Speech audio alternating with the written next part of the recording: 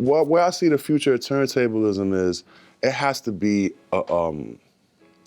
there has to be some type of line of division. You know what I'm saying? Like, you can't, and I don't mean this in any disrespectful manner, but if you have these young kids, and there's nothing wrong with doing like traditional patterns or, you know, because as the years go by, things changed. Like for instance, when I was battling, the next phase of the battling was like people pressing up their own records and using their own records and like basically producing their routine so the snare can fall this way. They're not really spinning the records back. They're not really doing as much, but to the naked eye, it sounds or looks like something crazy. Now, some DJs, I'm not taking nothing away from them, some DJs found a way to manipulate that and make it dope, while some other DJs were just like, yeah, I don't want to buy any records, I'm just gonna go to the studio and produce it. You know what I'm saying? That was one phase. Then it came to the phase where they were pushed, they were trying to like not have you use Serato and still have vinyl, but you can't find some of these records on vinyl.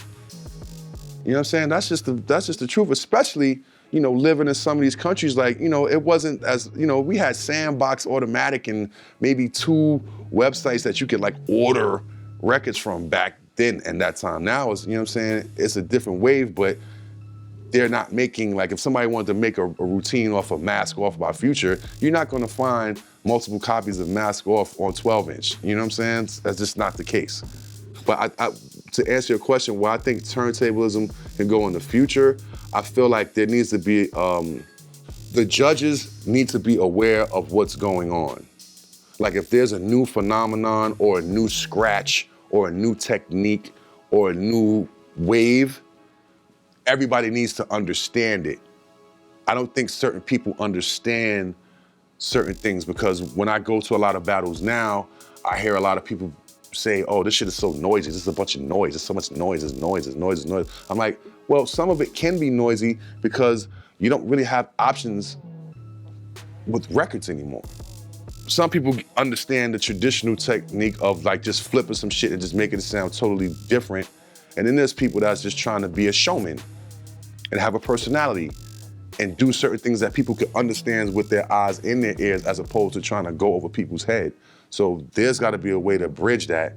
And also there has to be a way to bridge the judges, because you can't have, I mean, maybe because I'm just a scratch nerd that I like to still learn and be around that shit just to know what's new and what's up and coming. A lot of people don't have the time to do that. You know what I'm saying? Like a lot of people don't have the luxury to be around young up and coming talent that's fucking hungry and determined and trying to do things, and actually you can learn something off of them.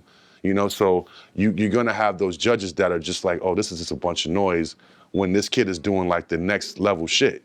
You know what I'm saying? And that's the fucked up part about turntablism. You know what I'm saying? Like I don't like if somebody comes up there and do something really dope and like mind blowing, it'll go over people's head, and somebody can do something from 1983, like take their sneaker off and just scratch with the record, and the crowd's like, oh, but you know, like, are you fucking shitting me? You know, so that's, I don't appreciate that. And then you have those people that take off the shoe and scratch with the sneaker. They're, you know, trying to be the gatekeepers of whatever. And it's like, but dude, you haven't learned a new technique since you won your battle back in 80 something. You never even tried. You never even gave yourself a chance to be ridiculed in front of an audience, to be like, maybe you should practice this more, maybe you should do that more. You know what I'm saying? Like, that's the era I come from. I come from an era of, all right, this is the new shit is out, we're gonna figure out how to do it, and then we're gonna flip and put our pizzazz to it. We're not gonna just blatantly bite. Because that's a lot of sucker shit going on out here with that DJ shit, especially with the MP3s and files and, you know, Pro Tools stem edits of songs from the 70s. It's like, oh, I can go on for days about that. But to answer your question, there needs to be a balance of people actually understand when it comes to battles. You know what I'm saying? It's like turntables, like when it comes to battles, it has to be like a fine line of, okay, the OGs understand what this new kid is doing because they're paying attention. They're not just there because they won 13 years ago. They actually watch what's happening.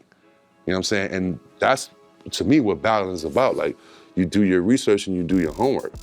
You know what I'm saying? Like, That's the only way you can get prepared for a battle. You know what I'm saying? Like, you know, so, you know, and you know, in the words of Raider, like, if I can come to the battle and do your style better than you before I even get into my shit, you might as well not even show up. You might as well just stay home. Yeah, turntablism is kind of funny nowadays, man, but I got love for a lot of people. And I really feel like, you know, in retrospect of that question, I think the real battles that actually give you more exposure and possibilities to get booked and get known on a world level is maybe like the Red Bull 3 style, because it's more of a party rocking aspect. You can still be dope on the cut and scratch, and you can be as technical as you wanna be, but you still gotta make people dance. You still gotta have ideas, like, you know, in transitions and, you know, going from fucking Miami bass to house, or from house to a trap, or from this or that, you know what I'm saying? Like, it still have a flow. You know what I'm saying? Like, turntablism is just like strictly skills. I mean, selection is always dope, but it's not really about how you select, it's about how you flip it. But I feel like the other battles that are on the forefront where you can actually, you know, make a living, so to speak, quote unquote, is the Red Bull 3 styles and, you know, those type of battles, because you still have to party rock. You still have to have that element of party. You still have to have that element of like basic beat matching and knowing how to flip out of songs. Like, people don't care about that in turntablism. They want to see action. They want to see what's the next new thing, what's the next craze, what's the next 8-track, what's the next this, who's the next shifty, who's the next precision, who's the next ease, who's the next, you know. And one thing I can say about turntablism now is a lot of younger people in it, and girls. You know, I seen Pearly win a regional in New York, and then there was the young kid from New Zealand. He's like 12, 13 years old. He just won an IDA battle overseas, and he's from fucking New Zealand. He's like 13, 14 years old. But then you have the flip side of that, which is, well, then you have Cool Flash from DC as well, and she's like 12, 13 years old, and she entered the DMC. But then you have the flip side of that, which is the two other girls, Olivia, and they just be pumping their fists and they wit, and they whoever's styling them. I'm like, that's cool, but can you get them to like mix on beat now?